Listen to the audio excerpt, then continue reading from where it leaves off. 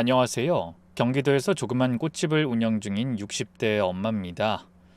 얼마 전에 우리 딸이 정말 큰 일을 겪고 다시 제품으로 돌아왔는데요.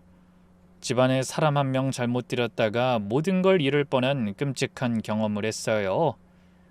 이미 세상에 없는 사람이 남기고 간 배신이긴 했지만 얼마나 괘씸한지 하늘나라에 쫓아가고 싶을 정도였어요. 그만큼 충격이 큰 일이었답니다. 특히 딸 가진 부모님들에게 꼭 들려드리고 싶은 마음에 용기를 내서 썼어요. 부디 같은 엄마의 마음으로 끝까지 들어주세요.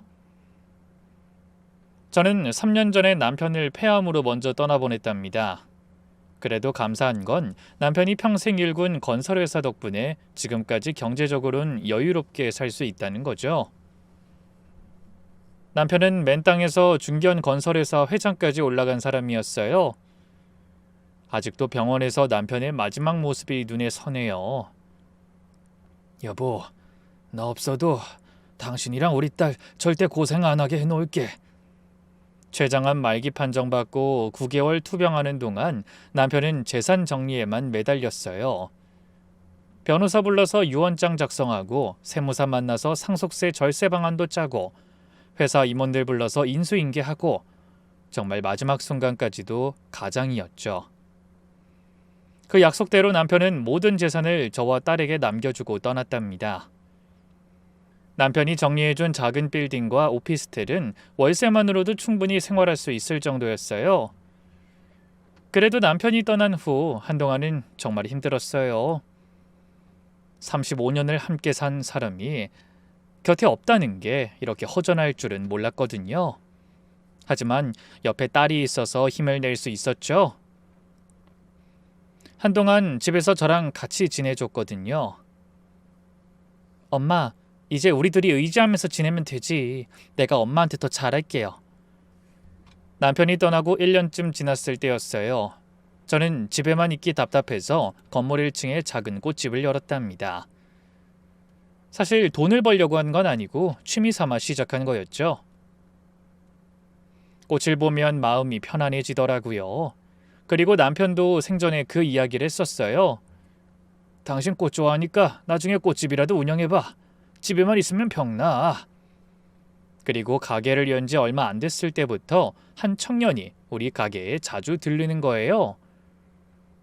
사장님, 꽃이 다 은은하고 예쁜 것 같아요. 사장님이 직접 고르시는 거예요? 그렇게 봐주니 고맙네요. 내가 화려하고 잎이 큰 걸 안 좋아해서요. 그리고 어느 날 하루는 비가 온다며 커피까지 사다 주고 가더라고요. 사장님, 비 오는데 혼자 계시려면 적적하시겠어요. 따뜻한 커피 한 잔 드시고 하세요. 나이는 어려도 인사도 알고 참 세심한 사람이구나 싶었죠. 한 달쯤 지나서 그 청년이 조심스럽게 이 말을 꺼냈어요. 사장님, 실은 제가 드릴 말씀이 있어서 찾아뵀는데요. 혹시 따님 결혼했나요? 그럼 만나는 분은요? 제가 우연히 사진을 봤는데 너무 제 스타일이라서요. 언제 핸드폰 배경으로 해뒀던 딸 사진을 봤는지 눈이 반짝반짝 빛나더라고요. 처음엔 농담인 줄 알았죠. 그런데 정말 진지하더라고요. 사실 딸도 32살이 되도록 연애 한번 제대로 못 해보고 지냈던 때였거든요. 일만 하느라 시간도 없었고 남편이 떠난 뒤로는 더더욱 연애하기가 힘들었죠. 매일같이 찾아와서 가게 정리까지 도와주는데 그 정성에 결국 제가 졌답니다. 고민 끝에 딸한테 사위 이야기를 꺼냈더니 처음엔 시큰둥했어요. 엄마, 갑자기 무슨 선 같은 거야? 난 아직 연애할 마음 없어. 그래도 한번 만나나 보지. 인연은 어디서 나타날지 모르는 거야. 아무래도 딸이 소개팅 자리를 어색해하는 것 같아 셋이 저녁을 먹기로 했죠. 사위는 딸 말을 경청하고 유머 감각도 있고 무엇보다 딸을 보는 눈빛이 빠져 있더라고요. 딸도 처음엔 마지못해 나왔는데 헤어질 때쯤엔 표정이 많이 부드러워져 있었죠. 그 후로 두 사람은 정식으로 만나기 시작했고 8개월 열애 끝에 결혼 준비를 시작했어요. 상견례도 참 화기애애했네요. 사돈도 저처럼 혼자 된 상황이라서 그런지 통하는 게 많았죠. 아이, 사돈이랑 나랑 인생 굴곡이 똑같네요. 이참에 격식 없이 편한 친구처럼 재밌게 지냅시다. 아유, 편하게 생각해 주시면 제가 더 감사하죠. 그런데 결혼 준비를 하면서 사위가 뜻밖의 제안을 했어요. 장모님, 저희 결혼하고 나서도 같이 살면 어떨까요? 혜연이도 장모님 혼자 두고 가기 힘들어하는 것 같고 저도 혼자 계시는 게 마음이 너무 안 놓여서요. 처음엔 젊은 부부한테 폐가 될까봐 거절했는데 사위가 저를 계속 설득하더라고요. 집 넓으니까 충분히 각자 생활도 가능하고요. 혼자 적적하게 지내지 마시고요. 엄마, 나도 엄마랑 떨어지기 싫어. 이 사람도 좋다는데 그냥 같이 살자, 응? 딱 1년만이라도 같이 살아봐요, 장모님. 딸까지 설득하고 나서니 제가 어떻게 거절하겠어요? 두 사람 마음이 그저 고마웠죠. 다행히 집도 층수가 다른 복층 구조라 프라이버시도 지킬 수 있었고요. 그렇게 1층은 제가, 2층은 딸과 사위가 쓰기로 했죠. 세 식구가 한 집에 살기 시작했는데 정말 행복했어요. 주말엔 온 가족이 함께 시간을 보냈어요. 딸 사위 덕에 좋은 곳도 많이 가봤죠. 그런 시간을 보내니 남편 빈자리가 조금씩 채워지는 기분이었답니다. 사위에 대한 고마움이 날로 커가던 무렵 딸이 중요한 얘기가 있다고 했어요. 엄마, 정우씨 우리 회사 이사로 영입하려고 해. 어떻게 생각해? 지금 다니는 회사는 어떡하고? 요즘 회사 생활에 회의를 느낀대. 대기업은 승진도 느리고 자기가 하고 싶은 일을 못한다고. 차라리 우리 회사에서 경영 전반을 배우면서 커리어를 쌓고 싶다는데? 딸이 이어서 설명했어요. 정우 씨가 경영학과 출신이고 우리 회사도 이젠 전문 경영인이 필요한 시점이고 무엇보다 가족이니까 믿을 수 있잖아. 사실 나도 혼자서 어려운 게 많았거든. 부부끼리 같이 하면 더 좋을 것 같기도 해서. 솔직히 고민이 됐어요. 남편이 평생 일군 회사인데 사위라고 경영을 맡기는 게 맞을까 했죠. 네가 잘 생각해서 결정해. 엄마는 네 판단 믿으니까. 이사회는 생각보다 쉽게 통과됐고 사위도 초반엔 의욕이 넘쳤어요. 장인어른이 일군 회사 제가 더 크게 키워드릴게요, 장모님. 저만 믿으세요. 박서방, 요새 매일 야근이던데 너무 무리하는 거 아니야? 뭐든 건강이 우선이야. 괜찮아요. 지금이 중요한 시기예요. 회사 시스템을 완전히 파악해야 해요. 그런데 6개월쯤 지나니까 뭔가 달라지기 시작했어요. 야근보다는 술 약속이 너무 많았고 주말에도 집에 붙어있는 시간이 없었죠. 딸한테 물어보니 사위가 중요한 신사업팀을 맡고 있다고 하더라고요. 엄마, 정훈씨 일 정말 잘해. 벌써 매출이 15%나 올랐대. 그래? 아이, 그럼 다행이네. 딸이 그렇게 좋아하니 저도 안심했어요. 하지만 그게 시작이었죠. 사위가 회사에서까지 권력을 잡으면서 모든 게 달라지기 시작했으니까요. 김 과장이 저를 다시 찾아온 게 사위가 회사를 들어가고 1년쯤 됐을 때였을 겁니다. 20년 넘게 일한 직원이라서 회사 재정 상태를 누구보다 잘 알고 있었죠. 사모님, 제가 이런 말씀 드려도 될지 모르겠지만 결제건에 이상한 게 있어서요. 아무래도 사모님께 먼저 말씀드리는 게 순서일 것 같아서요. 네? 근데 이상한 게 있어요? 김 과장이 서류처를 펼쳐 보였어요. 최근 6개월간 사위가 결제한 내역들이었죠. 이 법인카드 사용 내역 보시면 고급 레스토랑이나 호텔 비용이 평균 2천만 원을 넘어요. 제 생각엔 아무리 접대가 많아도 이건 과하지 않나 싶어서요. 회장님도 살아생전에 이렇게까지 쓴 적이 없어서. 거래처 접대가 많다고 딸한테 듣긴 했는데 영수증 보면 대부분 2인 식사예요. 그것도 점심시간대가 많고요. 접대치곤 이상하죠. 더 충격적인 건 다음이었어요. 그리고 명품 매장에서 결제한 건이 한 달에 서너 번씩 있어요. 무슨 접대용 선물인지. 얼마나 되는데요? 한 번에 300만 원에서 500만 원씩이에요. 머리가 아파왔어요. 사위가 회사 돈을 이렇게 펑펑 쓰고 있었다뇨. 남편은 1원 하나까지 그렇게 꼼꼼히 확인하던 사람이었는데 말이에요. 그날 저녁 사위한테 넌지시 물어봤어요. 박서방, 요즘 회사 접대비가 많이 나간다고 하던데 그게 그렇게 많이 필요해? 그 말에 잠시 젓가락이 멈췄다가 다시 움직였어요. 그 신규 거래처 유치하느라 좀 많이 썼어요. 회사를 위한 투자라고 생각하시면 돼요. 그래도 한 달에 몇 천만 원은 좀 많지 않아? 요즘 비즈니스가 다 그래요. 특히 대기업 상대로 영업하려면 더 신경 써야죠. 괜히 매출이 15%가 오른 게 아니에요. 다 이렇게 뛰는 사람이 있으니까 했죠. 일주일 뒤 더 놀라운 사실을 알게 됐어요.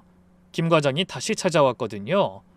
사모님, 이번엔 정말 큰일이에요. 회사 명의로 외제차를 구입했는데 9천만 원짜리 벤츠예요. 회사 차량이 필요했나 보죠. 그게 아니에요. 이 차가 회사엔 없어요. 등록은 회사 명의로 되어 있는데 주차장 어디에도 없고 직원들도 물어보니까 본 적이 없대요. 불안한 마음에 저녁에 사위한테 회사차에 대해 물어봤어요. 그거 고객 접대용이에요. VIP 바이어들 모실 때 필요해서요. 그래? 근데 회사 주차장에도 없고 다들 모른다고 하던데. 공유를 해야지 회사 차를. 평소엔 제가 관리 차원에서 타고 다녀요. 언제든 쓸 수 있게요. 직원들은 당연히 모르죠. 그렇게 좋은 차를 직원들 아무나 타고 다니게 둘 수 있나요? 장모님도 참. 앞뒤가 딱 들어맞는 느낌은 아니었지만 더 추궁하기도 애매했어요. 그런데 한 달 뒤 김 과장이 또 다른 증거를 가져왔죠. 사모님, 이사님이 결제한 컨설팅 계약서들인데요. 3천만 원씩 비용이 나가요. 과장님, 일단 좀 더 지켜봐 주세요. 계속 모아주시고요. 확실한 증거가 나올 때까지요. 김 과장이 돌아간 후 저는 한참을 고민했어요. 이 문제를 곧장 딸한테 말해야 할까? 아니면 좀 더 지켜봐야 할지 답을 찾을 수 없었어요. 하지만 곧 모든 의문이 풀리게 될 줄은 그때는 몰랐죠. 하루는 사위가 심각한 표정으로 앉아있는데 평소와 달리 얼굴이 많이 어두웠어요. 장모님, 실은 저희 엄마가 거래처에서 사기를 당해서 집이 경매로 넘어가게 생겼대요. 청천벽력 같은 소리였죠. 그렇게 갑자기 어려워질 줄은 상상도 못했거든요. 20년 넘게 거래하던 중국 업체가 물건만 받고 돈을 안 주고 잠적했다는데 그 돈 받으려고 대출까지 받아서 다른 거래처에 물건 넣어서 완전히 망했어요. 사위가 이어서 더 충격적인 말을 했죠. 엄마가 지금 너무 충격받으셔서 병원에 계신데 어떻게 해야 할지 모르겠어요. 큰일이네. 그래서 그 병원비 냈어? 그것도 걱정이에요. 어머니, 정말 죄송한데 제가 좀 빌릴 수 있을까요? 그때 사위 눈에 눈물이 그렁그렁 맺히는 걸 봤어요. 평소에 그렇게 듬직하던 사람이 울먹이는 걸 보니 제 마음도 아프더라고요. 박서방, 너무 걱정하지 마. 가족이 뭐야, 어려울 때 서로 돕는 거지. 며칠 후 사위는 전보다 더 조심스러운 표정으로 이 얘기를 꺼냈어요. 단순히 병원비를 빌리는 정도의 문제가 아니란 걸 예감했죠. 장모님, 정말 염치 없는 부탁인데 저희 엄마가 당장 지낼 곳이 없어요. 집은 이미 경매로 넘어갔고 월세방도 구하기 어려운 상황이라. 고민이 됐어요. 하지만 사돈이 길거리에 나앉게 될 순 없잖아요. 그럼 우리 집 근처에 빌라가 하나 있는데 일단 거기서 지내시라고 해. 세는 안 받을 테니까. 여기 들어오라고 하는 건 서로 불편할 것 같아서. 사위 눈에서 눈물이 주르륵 흘렀어요. 장모님, 정말 어떻게 이런 은혜를... 무슨 은혜야, 가족끼리 당연한 거지.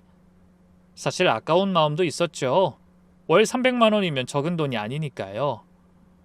하지만 사돈이 그렇게 어려운데 돈 몇 푼 아끼자고 모른 척할 순 없었어요. 일주일 뒤 사돈이 이사 오는 날 정말 마음이 아팠어요.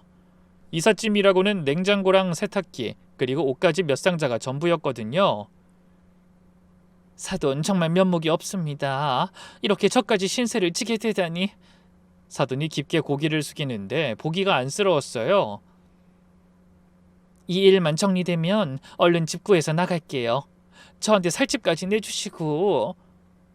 사돈, 마음 쓰지 마세요. 가족끼리 당연한 거예요. 금방 다시 일어설 겁니다. 그렇게 사돈은 우리 집에서 도보로 10분 거리에 있는 빌라로 이사 오게 됐어요. 우리 딸도 마음이 쓰이는지 사돈을 평소보다 자주 찾아가고 반찬도 해다주고 그랬어요. 근데 이상한 건 사돈이 제 길을 위해 뭔가 하는 모습이 안 보인다는 거였어요. 집에만 있고 일자리 구하거나 사업을 다시 시작하려는 움직임이 없었죠. 나중에 알고 보니 그때 이미 사돈댁은 다른 문제에 빠져 있었더라고요. 사돈이 이사 온 지 6개월쯤 지났을 때 처음 보는 젊은 여자가 한 명 있더라고요. 장모님, 제 사촌 동생 민지예요. 어릴 때부터 같이 자라서 저한텐 친동생이나 다름없어요.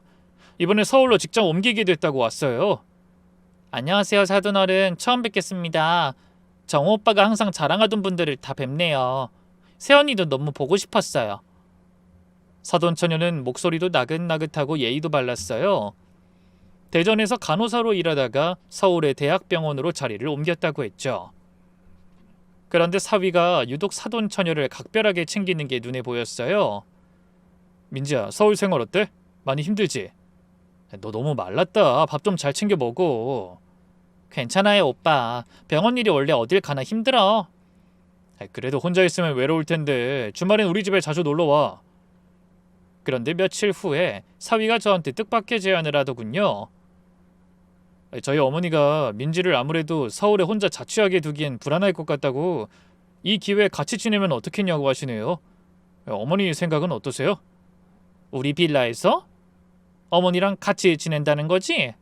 네, 민지도 우리 가족인데 같이 있으면 서로 힘도 되고 도움이 될 것 같아서요. 그렇게 사돈 처녀까지 빌라에 들어와 살기 시작했죠. 일이 이렇게 되니 생각보다 빌라에서 나가는 게 더 시간이 걸리겠다 싶더라고요. 그래도 가차없이 힘든 사람을 내몰고 싶은 마음은 없었어요. 사돈 처녀가 이사 오는 날 사위는 직접 이삿짐까지 다 날랐어요. 오빠 이렇게까지 안 해도 돼. 내가 할 수 있는데. 아니야, 무거운 건 내가 들어야지. 넌 작은 것만 옮겨. 원래도 배려가 넘치는 건 알았지만 저렇게까지 자상한 사람이었나 싶더라고요. 그 후로 사돈 처녀는 완전히 이 집안 막내딸처럼 지냈어요. 사위도 퇴근하면 사돈집에 들렸는데 사돈 처녀를 보러 가는 느낌이 들기 시작했죠. 사돈이랑 다 잘 지내고 계시지? 근데 이 시간까지 거기 있다 온 거야? 아, 오늘 민지가 저녁을 맛있게 해줘서 좀 도와주고 같이 먹고 왔어요. 사돈 처녀가 요리를 잘하나 봐? 네, 그 손재주가 좋아요. 민지 같은 애가 진짜 며느리감이라고 엄마가 맨날 그래요. 딸은 옆에서 조용히 자기 밥만 먹었죠. 뭔가 분위기가 이상했지만 그땐 크게 문제 삼지 않고 넘겼어요. 그리고 사돈 처녀가 이사 온 지 3개월쯤 지났을 때였죠. 집에 혼자 있는데 택배 하나가 왔더라고요. 평소 같으면 그냥 돌려보냈을 텐데 사돈 처녀가 집 주소를 잘못 쓴 것 같았어요. 택배를 받아서 사돈 처녀에게 연락하려고 했는데 번호를 몰라 망설이고 있었죠. 그런데 갑자기 현관문이 벌컥 열리더니 사위가 헐레벌떡 뛰어오는 거예요. 장모님, 혹시 택배 온 거 없었어요? 그 실수로 주소를 잘못 적었나 봐요.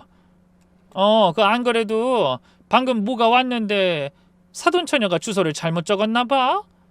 순간 사위 표정이 굳어지더니 금세 웃으면서 이렇게 대답했어요. 아, 그게 제가 민지 부탁으로 대신 주문해 준 건데 실수로 우리 집 주소를 적었나 봐요. 그래? 근데 이 시간에 회사는 어쩌고? 잠깐 외근 나왔다가 들렀어요. 민지가 급하게 필요하다고 해서. 사위가 택배 상자를 들고 가려는데 상자가 제대로 봉해지지 않아서 안이 살짝 보였어요. 분홍색 잠옷 같은 게 보였는데 커플 잠옷처럼 남녀 세트인 것 같았죠. 그나저나 박서방이 왜 사돈 처녀 걸 대신 주문해줘?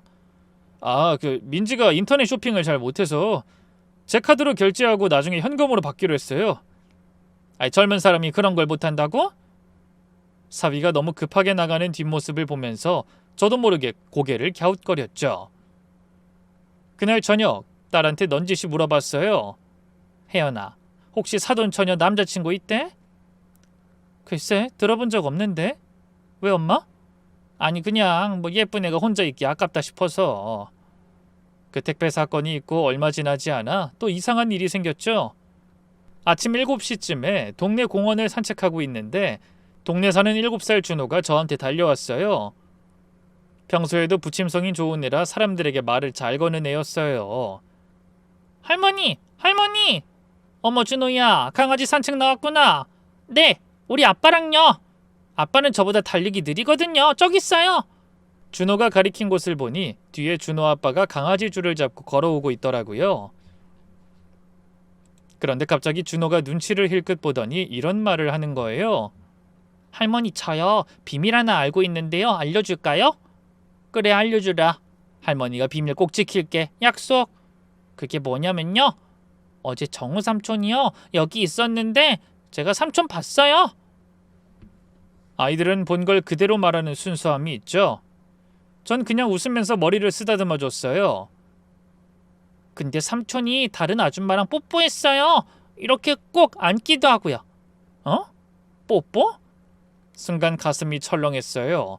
하지만 아이 앞에서 당황한 모습을 보일 순 없었죠.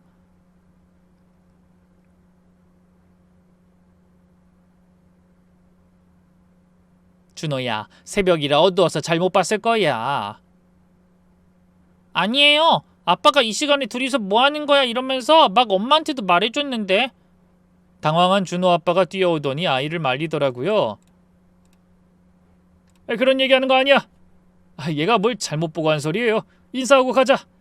당황한 준호 아빠 표정을 보니 정말로 뭔가 보긴 봤구나 싶었어요.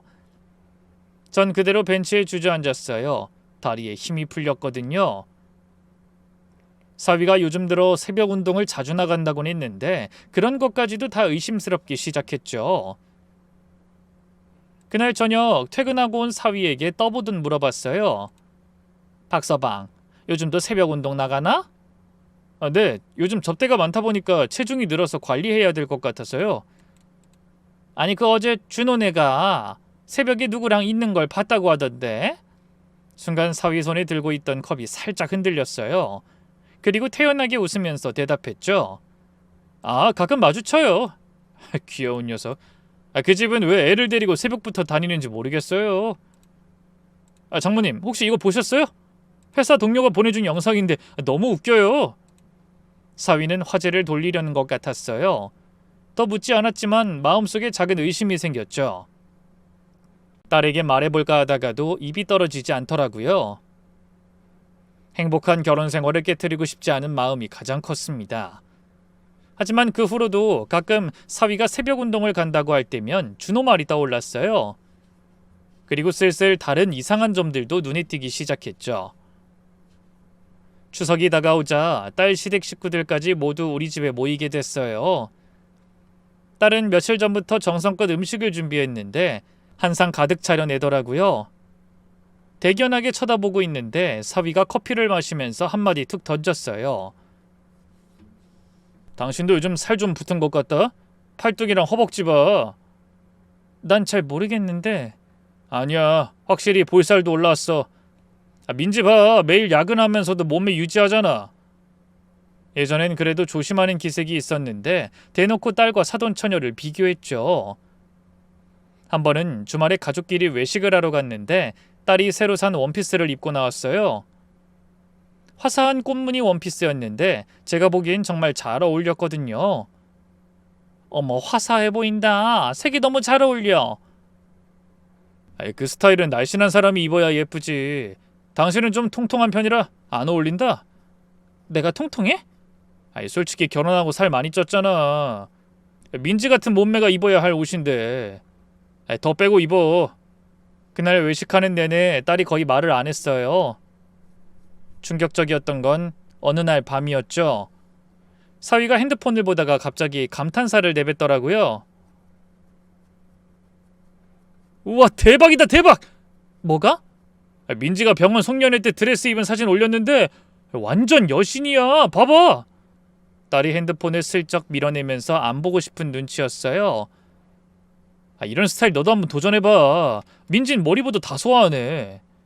눈치 없는 사위는 계속 딸을 자극하며 얘기했어요. 내가 헬스 PT 끊어줄까? 민지도 퇴근하고 운동한다던데. 그래서 몸매가 유지되나봐. 박서방, 잔소리 좀 그만해. 듣는 나도 스트레스 받아. 결국 옆에 있던 제가 못 참고 소리를 질러버렸죠. 그날 밤 딸이 얼마나 속상했는지 제 방에 와서 울었어요. 엄마, 내가 속이 좁은 건가? 요즘 정우 씨가 뭘 해도 다 민지랑 비교해.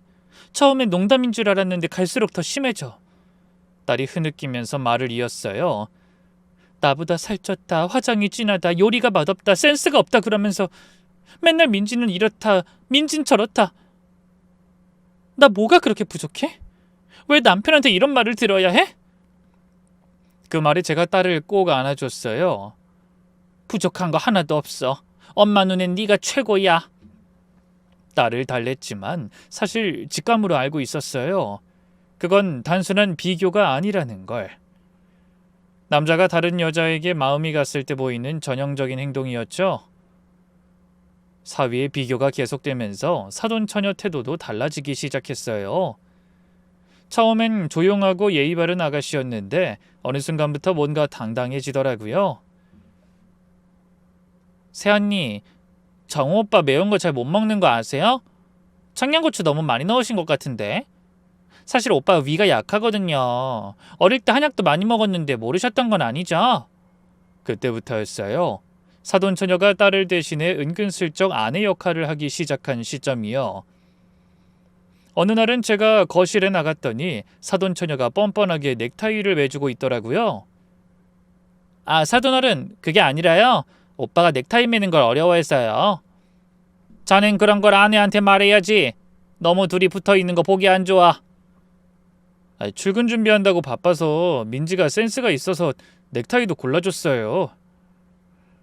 괜찮나요, 장모님? 사위는 눈치 없이 넥타이까지 자랑하듯 말하더라고요. 사돈 처녀의 행동은 점점 대담해졌어요. 가장 충격적이었던 건 사위 생일 때였죠. 자기가 특별한 걸 준비했다고 어찌나 자랑스러운 표정을 짓던지. 오빠가 항상 갖고 싶어 했던 시계 맞지? 이 브랜드 좋아하잖아. 몇 달 월급 모아서 샀어. 우와, 내 꿈의 시계를 너한테 봤다니 너무 감동이야. 그것도 모자라서 충고랍시고 이런 말까지 했어요. 새언닌, 오빠 시계 좋아하는 것도 몰랐나 봐요. 오빠가 저한테는 사소한 것도 편하게 다 얘기하는데. 부부 사이에 대화가 많아야 한다던데 언니도 대화를 좀 많이 해보세요. 이런 부분은 여자가 노력해야죠. 원래 남자들은 가만히 두면 말 잘 안 해요. 사위도 그런 사돈처녀 행동을 전혀 제지하지 않았어요. 오히려 즐기는 것 같았죠. 딸은 점점 자기 자리를 잃어가는 것 같았어요. 그런데 시간이 흐를수록 사돈처녀가 어떤 사람인지를 모르겠더라고요. 참한 얼굴과는 다른 면이 있나 싶긴 했는데 충격적인 소식을 사돈을 통해 들었죠. 사돈, 실은 민지가 얼마 전에 임신을 했어요. 네? 그동안 만나는 사람이 있었어요? 병원에서 만난 의사라고 하던데 혼자라도 나와서 키워보겠다고 하더라고요. 그때 이상한 점 하나를 발견했죠. 사돈 처녀가 임신했다는 사실에 사돈과 사위 반응이 너무나 자연스러운 겁니다. 네? 혼자서 키운다고요? 보통 미혼인 여자가 임신했다고 하면, 그것도 아버지가 도망갔다고 하면 더 놀라고 당황해야 정상이잖아요. 근데 두 사람 모두 예상했다는 듯이 담담했어요. 앞으로가 더 중요하죠 뭐. 본인이 그렇게 결정했다는데. 아니, 누군진 만나는 보셔야죠. 그런 놈을 어떻게 가만히 둬요. 특히 사위는 화를 내면서도 어딘가 연기하는 것 같은 느낌이었죠. 그 나쁜 놈, 내가 만나서 저 반쯤 죽여놓을까 보다. 말은 그렇게 하면서도 실제로 찾으려는 노력은 전혀 안 했어요. 오히려 지나간 일이라면서 앞만 보자고 사돈처녀를 위로하기 바빴습니다. 이 일을 알고 난 후로 사위는 대놓고 사돈처녀를 더 챙기기 시작했어요. 민지야, 너 입덧 심하다면서 뭐 먹고 싶은 거 없어? 오빠한테 다 말해. 병원 검진은 잘 받고 있지? 내가 같이 가줄까? 딸이 그걸 보고 얼마나 과하다 느꼈으면 진지하게 묻더라고요. 당신이 왜 그렇게까지 신경 써? 당신이 남편도 아니고 무슨 병원에 같이 가? 가족인데 당연하지. 민지 혼자서 얼마나 힘들겠어. 이런 일 당하고 당신은 걔 불쌍하지도 않아? 내가 친동생처럼 생각한다는 것도 알잖아. 그런데다 사돈처녀까지 임신하고서 더 당당해졌어요. 배가 나오기 시작하면서는 아예 우리 집에 수시로 들락거렸죠. 상전이라도 된 것처럼 소파에 누워서 사위한테 이것저것 시키더라고요. 오빠, 목마른데 물 좀 갖다 줄래? 나 리모컨도. 사위는 그런 요구를 다 들어줬어요. 옆에서 보고 있는데 표정 관리가 안 됐죠. 한 번은 사돈 처녀가 새벽에 뭐가 먹고 싶다고 사위한테 전화를 했나 보더군요. 그런데 싫은 내색 한 번 없이 새벽 2시에 옷을 주섬주섬 챙겨 입고 나가더라고요. 여보, 이 시간에 어디 가게? 민지가 떡볶이가 너무 먹고 싶대. 24시간 하는 분식집 가서 사다 주려고. 뭐? 지금? 임신하면 그럴 수 있잖아. 금방 다녀올게. 더 자. 딸은 아무 말 없이 다시 누웠지만 저는 봤어요. 딸이 이불 속에서 조용히 우는 걸. 그때부터 뭔가 이상하다고 느꼈어요. 사위가 아무리 불쌍하고 친동생 같다고 해도 사돈처녀 임신에 너무 관심이 많은 거예요. 그건 사촌동생을 걱정하는 수준이 절대 아니었어요. 병원 검진 날엔 사위가 회사까지 빠지면서 데려다 줬고 초음파 사진을 냉장고 앞에 붙여놓고 보면서 실실 웃기까지 했으니까요. 한 번은 사돈처녀가 아이가 발로 찬다며 신기한 듯 배를 만지며 말했죠. 여기 느껴져? 이렇게 막 찬다니까? 응, 느껴져. 우리 아기가 건강한가 보다. 우리 아기라고 하려다가 급히 말을 바꾼 게 분명했어요. 전 그때 이런 가능성까지도 생각했네요. 이 아이가 사위 아이일 수도 있겠다.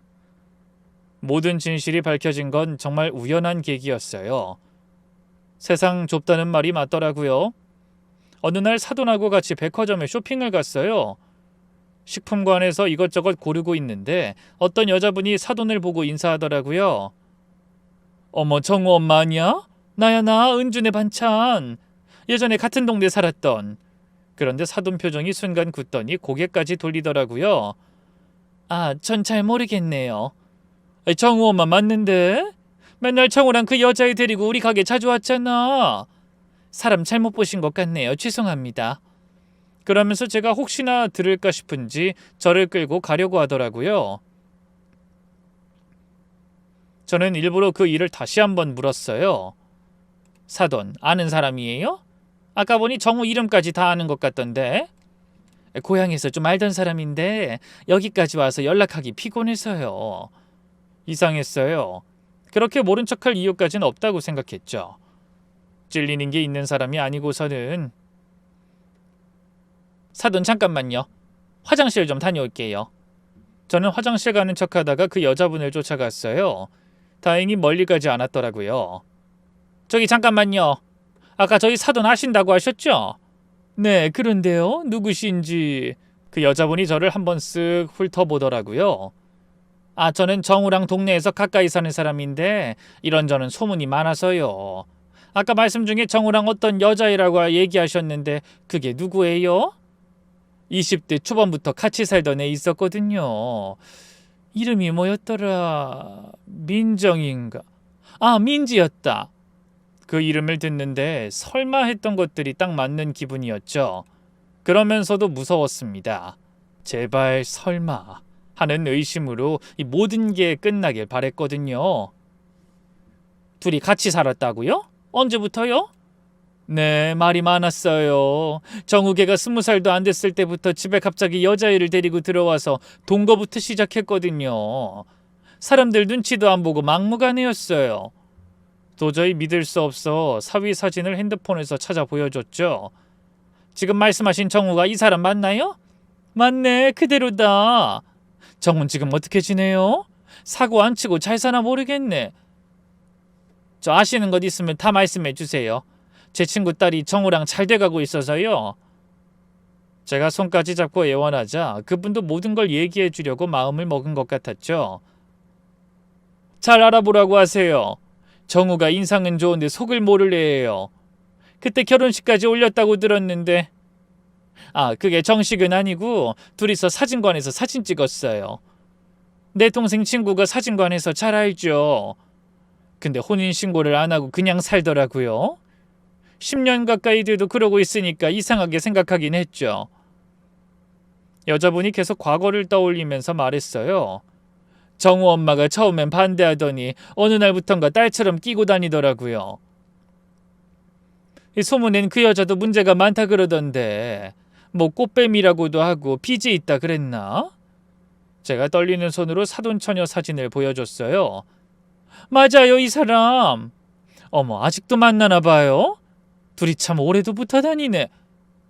그 여자분과 헤어진 후 저는 멍하니 서 있었어요. 사위와 사돈처녀는 20대 초반부터 함께 살았던 사이였고 사돈도 다 알고 있었던 거였죠. 이제 모든 게 명확해졌어요. 사위란 놈은 처음부터 가정을 이루고 있었고 우리 딸과의 결혼은 그저 돈을 위한 위장 결혼이었던 겁니다. 전 사위가 들어오기만을 벼르고 있었습니다. 끝장을 내줄 각오로요. 그날도 무슨 일이 있는지 전화도 안 받고 새벽 1시가 넘어도 소식이 없더라고요. 그리고 새벽 3시쯤 전화벨 소리에 화들짝 놀라 깼어요. 사실 이 나이가 되면 그 시간에 오는 전화는 괜히 가슴이 덜컥 내려앉잖아요. 무슨 일이 생긴 건 아닌가 싶어 떨리는 손으로 전화를 받았어요. 박정호 씨 보호자 되십니까? 네, 저는 장모 되는데요. 경부고속도로에서 큰 사고가 있었습니다. 그리고 동승자 김민지 씨도 함께. 순간 귀를 의심했어요. 동승자가 누구라고요? 김민지 씨요. 박정호 씨는 빨리 와보셔야 할 것 같고 김민지 씨는 지금 치료받고 있습니다. 그 순간 딸 생각이 났어요. 남편이 다른 여자와 도망가다 죽었다는 걸 어떻게 받아들일까? 병원으로 달려갔지만 도착했을 때 사위는 이미 시신이 안치실로 옮겨진 후였어요. 도착하자마자 기다리고 있던 경찰이 저에게 사고 경위를 설명해 줬어요. 과속으로 인한 중앙분리대 충돌 사고였습니다. 혈중 알코올 농도는 정상이었고요. 트렁크에서 여행 가방들이 발견됐는데 다량의 현금과 위조 여권이 있었습니다. 위조 여권이요? 네, 두 사람이 해외로 도피하려던 것 같습니다. 딸한테 전화했더니 받지 않았어요. 몇 번을 걸어도 계속 신호만 갔죠. 딸 생각을 하니 가슴이 미어졌어요. 남편을 떠나보낸 시련을 겪는구나 싶어서요. 그리고 왜 이런 일은 한꺼번에 닥치는 건지 하늘이 참 원망스러웠습니다. 그런데 이상한 게 정신을 차리고 보니 집에도 장례식장에도 딸이 없었어요. 딸을 끌어다 억지로 데려다 놓을 수도 없고 그렇다고 사위 정리를 방치할 수도 없었죠. 그리고 빈소를 빠져나온 뒤에도 복도에서 딸에게 계속 전화를 걸었어요. 혜열아, 너 지금 어디야? 박서방이 사고가 났다고. 그런데 딸의 목소리는 너무나 차가웠어요. 알아요, 엄마. 저도 경찰한테 연락 받았어요. 알아? 장례식장엔 왜 안 와? 엄마, 나 그 사람 얼굴 보기 싫어. 그래도 일단은 네 남편인데 가기 싫어요. 딸의 목소리는 아무것도 남아있지 않더라고요. 슬픔도 놀람도 없었죠. 병원에서 시신을 확인하고 장례 절차를 밟는 동안 딸은 나타나지 않았어요. 사돈은 통곡을 하다가도 눈으론 딸을 찾는데 날카로운 눈빛으로 물었어요. 혜연이는요? 연락됐어요? 저 사돈, 충격이 너무 커서 잠깐 쓰러진 모양이에요. 지금 몸 상태가 너무 안 좋다고. 저도 모르게 거짓말이 슬슬 나왔어요. 딸을 위해서라면 뭐든 할 수 있을 것 같았죠. 아니, 그래도 남편 장례식인데 기어서라도 와야 하는 거 아니에요? 애가 얼마나 충격이 컸으면 그러겠어요. 제가 대신 와 있잖아요. 그래서. 저도 모르게 감정이 북받쳐 소리를 치게 되더라고요.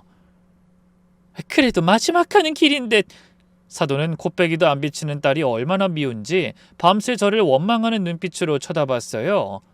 가끔 한숨을 쉬면서 이런 말을 들으라는 식으로 하기도 했죠. 정모가 얼마나 잘했는데 다 소용없다. 불쌍한 놈. 마누라 얼굴도 못 보고 가는구나. 그래도 딸 자리를 대신해서 미운 마음은 꾹 누르고 빈소를 지키기로 했죠. 영정사진에 있는 사위 얼굴이 얼마나 밉던지 쳐다보기도 싫더라고요. 맘 같아선 저승길이라도 쫓아가서 우리 딸한테 왜 그랬냐고 따져 묻고 싶었어요. 그리고 아침이 되자마자 딸이 너무 걱정돼서 바로 집으로 향했어요. 그런데 딸은 예상과 달리 울고 있지도 않았고 오히려 너무나 담담한 표정이었어요. 너 괜찮은 거야? 엄마, 난 솔직히 그놈이 죽어서 속이 시원해. 충격적인 말이었지만 사위가 저지른 짓을 알고 있던 터라 이해가 됐어요. 벌 받았다고 생각해. 그 인간 10년 동안 속고 살았어. 처음부터 날 이용한 거였어. 딸은 그동안 참았던 얘기들을 쏟아냈어요. 엄마 알아? 이게 다 계획이었어. 정우 씨 우리 집에 처음 온 것도 다 계획이었대. 엄마 꽃집에 일부러 자주 간 거야. 내가 돈 많은 집 외동딸이라는 걸 알고. 뭐? 꽃집부터였다고? 내가 너한테 그런 생각하지 마. 절대 엄마 잘못 아니니까. 그리고 민지랑은 고등학생 때부터 사귀었대. 난 그냥 돈줄이었던 거지. 순간 멈칫했어요. 딸도 모든 사실을 알고 있었구나. 제가 먼저 알아낸 뒤에 딸에겐 상처를 덜 받게 해주고 싶었는데 이미 늦었더라고요. 너 이걸 다 언제부터 알았어? 3개월 전부터. 느낌은 이상했는데 민지가 실수로 카톡을 잘못 보냈거든. 여보, 우리 아들 오늘도 아빠 찾아. 이런 걸 보냈더라고. 그때부터 다 조사했어요. 그 인간이 회사 돈 빼돌린 것, 민지하고의 관계, 그 뱃속의 아기도 그 인간 핏줄이란 것까지.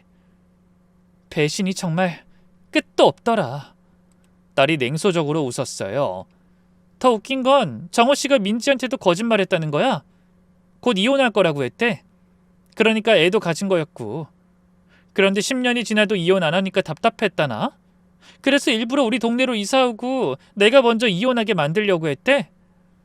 정말 충격적인 진실이었어요. 엄마, 나 정말 바보같이 살았어. 사실 회사 돈 빼돌린 것도 알면서 참았어. 언젠간 정신 차리겠지. 제자리로 오겠지. 나한테도 정이 있을 거라고 믿었거든.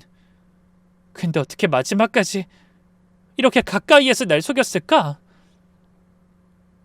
혜연아, 그만 울어. 기운 없어. 딸 눈에는 슬픔 대신 분노만 가득했어요. 10년 동안 속고 산 여자의 분노. 엄마, 장례식장에 민지도 올 거예요. 분명히. 그년이 끝까지 얼마나 뻔뻔한지 알아? 아마 상주인 척 할걸요?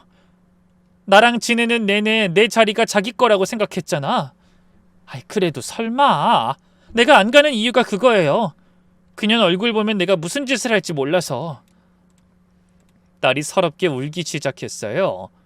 엄마, 나 정말 억울해. 왜 나한테 이런 일이 생긴 거야? 내가 뭘 잘못했길래? 제가 딸을 꼭 안아줬어요. 네가 잘못한 거 아니야. 그 나쁜 놈들이 잘못한 거지. 네 탓하지 마. 엄마, 장례식장 가기 싫어. 그놈 죽은 꼴도 보기 싫어. 안 가도 돼. 너 편한 대로 해. 괜찮아. 하지만 결국 딸도 마지막 날에 장례식장에 갔어요. 가서 두 눈으로 확인하고 싶었대요.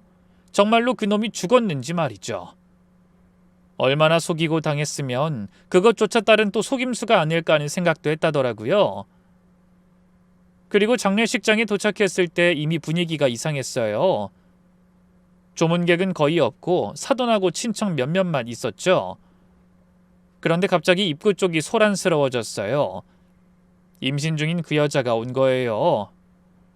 머리에 붕대를 감고 얼굴은 퉁퉁 부어 있었지만 검은 상복을 입고 있었죠. 사돈은 그 여자를 보자마자 달려갔어요. 민지야, 괜찮아? 아이고, 너 이렇게 다친 몸으로. 어머니, 정우 오빠 마지막으로 한 번 더 보고 싶어서. 그리고 그 여자는 엎드려 울기 시작했어요. 마치 진짜 아내인 것처럼요. 그때 딸이 나섰죠. 엎드린 여자를 발로 밀어버리더라고요. 여기서 뭐 하는 거예요? 비켜요. 언니, 오빠한테 인사하고 싶어요. 당신이 여기 있을 자격 없지. 누가 보면 와이프라도 되는 줄 알겠네.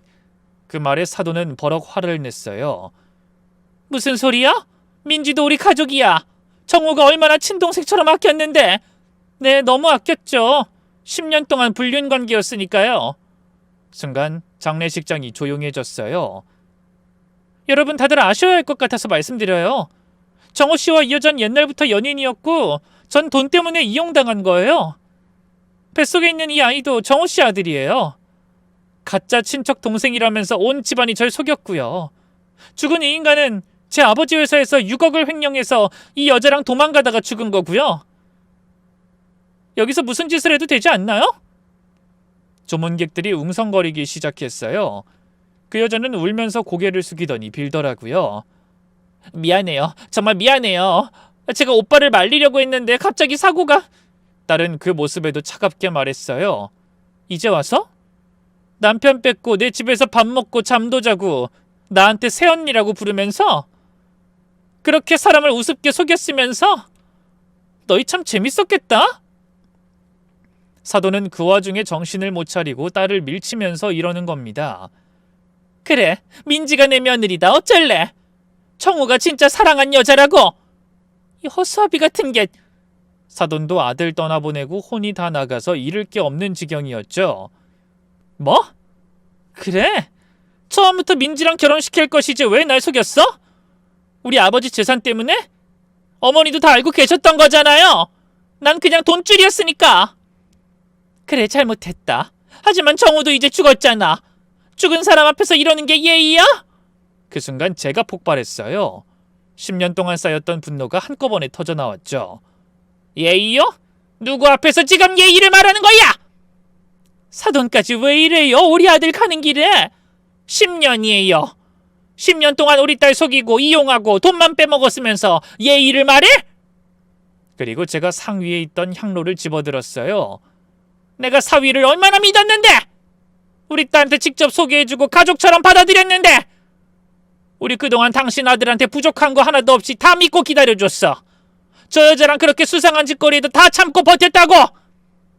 향로를 바닥에 내던졌어요. 쨍그랑 소리와 함께 제가 사방으로 흩어졌죠. 진정하세요. 장례식장에서 이게 무슨 짓이야? 당신들이 우리 딸한테 한 짓을 알고도 진정해? 저는 상의에 제사 음식들까지 모두 엎어버렸어요. 처음부터 다 계획이었잖아. 내 딸 인생 망치려고 접근했잖아, 이것들아! 아니, 정말 말해봐. 죽은 사람 대신해서라도 할 말 있으면 해보라고! 부끄러운 줄 알아! 화가 머리끝까지 간 저는 영정사진을 집어들었어요. 이 사진 보면 역겨워. 10년 동안 가면 쓰고 살았던 놈 용서 못해! 사진을 바닥에 내던지려는 순간 누군가 제 팔을 잡았어요. 딸이었죠. 엄마, 그만해요. 엄마가 너 상처받은 것만 생각하면 더러워지지 마요. 저런 것들 때문에. 사돈은 아들을 생각하니 서러운지 울부짖었어요. 미친 거 아니야? 죽은 사람 영정까지 어떻게 그래, 내 아들한테? 그래, 네 아들 귀하면 내 딸도 귀해. 그래, 나 미쳤다. 날 미치게 만들었어. 그리고 마지막으로 딸은 사돈을 향해 걸어갔어요. 민지가 진짜 며느리라고요? 그래요, 데려가세요. 대신 그동안 빼먹은 돈 다 토해내고요. 어? 무슨 돈? 무슨 이야기야? 모르셨어요? 돈 6억, 집 전세자금, 외제차, 명품 다 합치면 10억이 넘어요. 그것도 모자라서 이것들이 돈 들고 해외로 갈 생각까지 했던데 기가 막혀서 정말. 그때 손을 휘저으며 그 여자가 나서더라고요. 언니, 그건 오해예요. 정말이에요. 제가 해명할게요. 오해? 너랑 해외 도피하려고 준비한 서류 다 봤는데 아직도 속아 넘어갈 것 같니? 그래서 당신 아들 벌 받은 거야. 사돈은 귀를 막으면서 그만하라고 소리쳤지만 딸은 끝까지 멈추지 않았어요. 도박 빚에 쫓겨서 우리 집에 손 벌렸죠? 아들 시켜서 돈 빼돌리게 하고. 우리가 도박을 한 건 맞지만 그러니까 사촌 동생이라고 속여서 한 집에 살게 했겠지. 얼마나 비웃었을까, 나를. 멍청한 년이 잘도 속아 넘어간다고. 내가 인생을 걸고 싸워서 다 돌려놓을 거니까 어떻게 되는지 두고 보세요. 어디까지 처박힐 수 있는지 보여줄 거라고. 딸과 제가 한바탕 하고 보니 장례식장이 아수라장이 됐더군요. 조문객들은 충격에 빠져 있었고 빈소에 온 시댁 친척들도 아무 말도 못했죠. 그때 쓰러지듯 누워있던 그 여자랑 제가 눈이 딱 마주쳤어요. 그 여잔 공포에 질려 눈물로 얼룩진 얼굴이었죠. 죄송해요. 정말 죄송해요. 그래도 아이하고 저는 제발. 10년 동안 남의 남편 빼앗고 남의 집 돈으로 살았으면 사과를 해야지. 지금 싹싹 빌어도 모자랄 판에 왜 남의 일처럼 보고 있어? 너도 피해자다 이거니? 너라고 피해갈 수 있을 거라 생각하면 오산이야. 끝장을 내줄 줄 알아. 제 말에 딸도 덧붙였죠. 같은 여자로서의 배신감에 치를 떠는 듯 했어요. 너도 여자잖아. 어떻게 그럴 수 있어? 애한테 부끄럽지도 않아? 다른 여자 남편 빼앗고도 떳떳하게 살 수 있을 것 같아? 넌 이미 좋은 부모가 못 돼. 저도 사실은 같이 지내는 동안 힘들었어요. 정말이에요. 힘들었다고? 어떻게 끝까지 자기들 생각밖에 못할까? 사돈도 털썩 주저앉아 울기 시작했어요. 그제야 제가 조금 진정됐죠. 그리고 딸도 경고하듯 마지막 말을 남기더라고요. 다시는 우리 앞에 나타나지 마요, 둘 다. 저는 끝으로 사돈을 향해 말했습니다. 내 빌라에서 당장 나가요. 그동안 돈도 안 받고 살게 해줬으니까 난 충분히 했어요. 사돈, 어딜 갑자기... 나들 어디로 가라고요? 제가 딸 손을 잡고 장례식장을 나오려는데 사돈이 애원했어요. 그래도 인정이 있으면 조금만 시간을... 인정은 당신들이 우리 딸한테 줬어야죠. 10년이란 기회가 있었는데. 그렇게 우린 장례식장을 나왔어요. 밖에 나와서야 제 손이 떨리는 걸 알았어요. 분노와 배신감, 그리고 후련함이 뒤섞인 복잡한 감정이었죠. 그날 저는 10년 만에 처음으로 속이 시원했어요. 그동안 참고 삭혔던 걸 다 쏟아낸 기분이었죠. 남편 보내고 둘이 남았을 때처럼 이번에도 딸이 제 손을 꼭 잡았어요. 엄마, 고마워요. 내가 하고 싶었던 말 다 해줘서. 미안해. 내가 그런 놈을 사위로 들였으니. 엄마 잘못 아니에요. 다 지나간 일이야. 장례식이 끝나고 며칠 후 충격적인 사실이 또 드러났어요. 경찰 조사 과정에서 그 집안의 엄청난 비밀이 밝혀진 거죠. 사돈 사업이 망한 진짜 이유는 거래처 사기가 아니라 도박 때문이었어요.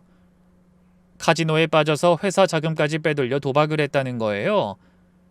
그 여자애도 어릴 때부터 그 집안 사람이 돼보려고 도박장을 다니면서 갖은 방법으로 돈을 벌어다가 준 것 같더라고요. 그래서 며느리로 받아준 겁니다. 이 인간들한테 결국 다 돈이었구나. 사람은 처음부터 없었네. 딸이 허탈하게 웃었어요. 저도 씁쓸하게 따라 웃었죠. 그러게 결국 다 거짓말이었네. 사업 부도도 불쌍한 사연도. 아휴, 참 많이도 퍼졌다. 변호사를 통해 사돈에게 빌려준 빌라도 다시 돌려받기로 했죠. 3년 동안 무상으로 살게 해줬으면 충분하죠. 이제 나가셔야 합니다. 하루아침에 집이 없어진 사돈이 찾아와서 울고불고 했어요. 어떻게 이럴 수 있어? 우리가 갈 곳이 없잖아. 사돈 제발요, 며느라. 저는 더 이상 당신 며느리가 아닌데요. 당신 아들 죽었잖아요. 그래도 정이 있잖아. 제 돈으로 도박하고 가짜 며느리까지 감싸던 분들한테 무슨 정이 있겠어요? 결국 그렇게 빌라에서 경찰까지 대동해 내쫓았습니다. 마지막 날 이삿짐을 싸는 걸 지켜봤는데 정말 초라했어요. 다 우리 잘못이야. 욕심이 너무 많았어. 사돈이 초췌한 얼굴로 혼잣말처럼 중얼거렸지만 이미 늦었죠. 나중에 들으니 식구들이 도박빚에 쫓겨 뿔뿔이 흩어졌다고 했어요. 그 집안의 완전한 몰락을 보면서 딸이 말했죠. 엄마, 세상에 인과응보라는 게 정말 있나 봐. 그럼 나쁜 짓은 결국 돌아오는 법이야. 내가 아니면 자식이 받기도 하고. 지금은 우리가 빌려준 집에서 쫓겨나 길거리를 헤매는 사돈. 씁쓸하면서도 속이 시원했어요. 딸과 저는 요즘 각자 일에 집중하면서 조금씩 상처를 치유해가고 있어요. 딸이 가끔 제게 미안하다는 이야기를 해요. 엄마, 내가 좀 더 빨리 알아차렸어야 했는데 내가 미련하게 사람을 너무 믿었어. 무슨 소리야. 그 나쁜 놈이 너무 교활했던 거지. 엄마, 난 이제 남자 안 믿어. 그냥 엄마하고 이렇게 사는 게 제일 좋아. 언젠가는 마음이 바뀔 수도 있겠지만 지금은 딸하고 지내는 이대로가 좋아요. 혹시라도 저처럼 딸을 둔 엄마들이 계신다면 너무 완벽한 사람은 꼭 의심해 보세요. 지나치게 잘하는 사람, 모든 게 다 갖춰진 것 같은 사람은 세상에 없더라고요. 그리고 인과응보는 분명히 있어요.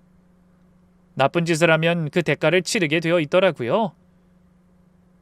끝으로 이 사연을 읽는 모든 분들이 행복하셨으면 좋겠습니다. 속이는 사람 없이 거짓 없이 진심으로 사랑하고 사랑받으면서요. 사연 들어주셔서 감사합니다.